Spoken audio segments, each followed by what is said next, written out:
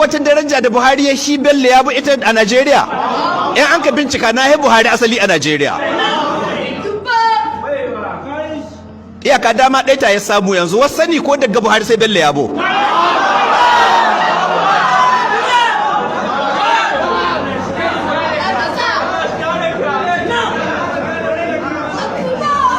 ina da wani disqualification ina da wani abu da ya disqualifying ina daga hawan kujerar nan ba da shi na ma Buhari zama qualified ga hawan kujerar nan na shugaban kasa to kun gani ga poster nan ta fara hitowa ta gwamna ko to wannan so mataɓe ce ba gwamna ake nufi ba shugaban kasa ake nufi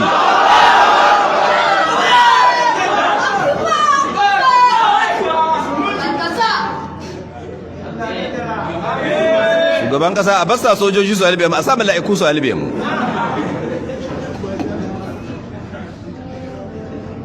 to Allah ya shiryar da mu don haka shine tabaraka wa ta'ala ya ce kanu la yatanahawna an munkarin fa'aluhu labisa ma